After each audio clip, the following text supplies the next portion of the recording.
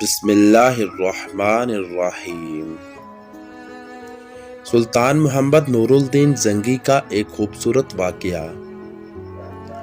سلطان نور الدین زنگی مسلمانوں کے بہت ہی اعلیٰ حکمران گزرے ہیں۔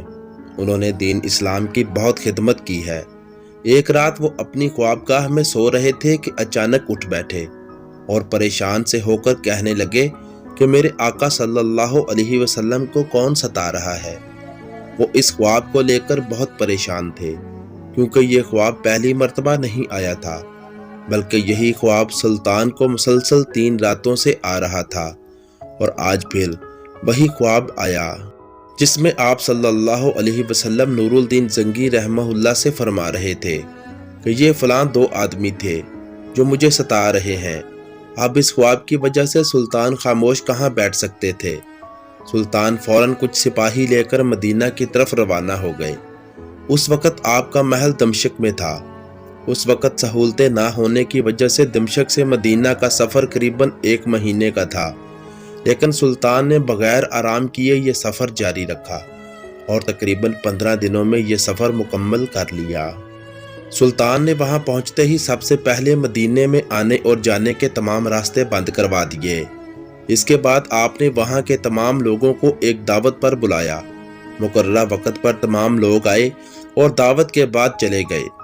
سلطان نے ہر کسی کا چہرہ بغور دیکھا، لیکن وہ 2 چہرے آپ کو نظر نہ آئے۔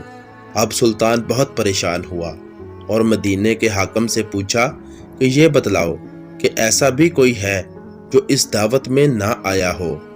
تو مدینے کے حاکم نے کہا کہ مدینے کے رہائشی تو سب آئے، لیکن 2 زائر ایسے ہیں جو اس دعوت میں نہیں آئے۔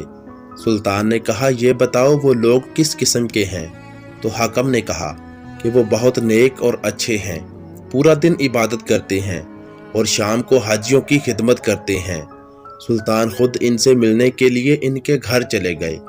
جب ان کے گھر پہنچے تو ان کے گھر میں صرف ایک چٹائی تھی جو فرش پر بچھی تھی، اور 2 پلنگ اور کچھ ضروریات زندگی کا سامان تھا۔ سلطان کو وہ چٹائی کچھ مشکوک لگی، تو سلطان نے وہ چٹائی اٹھوا دی، تو اس چٹائی کے نیچے ایک سرنگ نکلی۔ سلطان نے ایک سپاہی کو حکم دیا کہ وہ جا کر چیک کرے کہ یہ سرنگ کہاں جاتی ہے۔ سپاہی نے آ کر بتایا کہ یہ سرنگ ہمارے نبی پاک صلی اللہ علیہ وسلم کے قبر اطہر تک جاتی ہے۔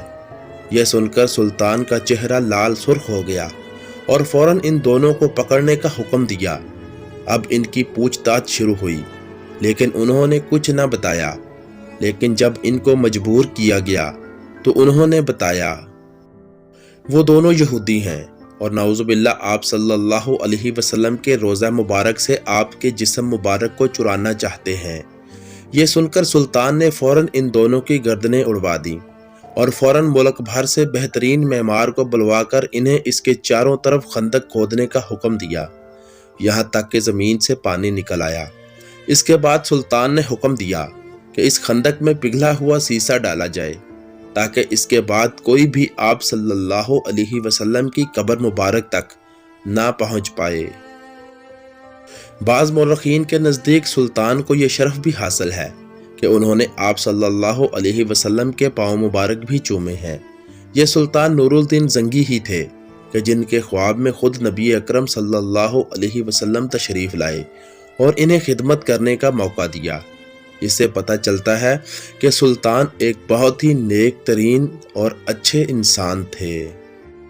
تو آخر میں اللہ تعالیٰ سے دعا ہے کہ اللہ تعالیٰ اب ہمیں بھی ایسے ہی حکمران مسلط کرے جو آ کر آپس میں لڑنے کی بجائے عوام کی خدمت کریں اور تاریخ میں اپنا نام شامل کریں، اور چینل کو سبسکرائب کر کے بیل نوٹیفیکیشن دبائیں۔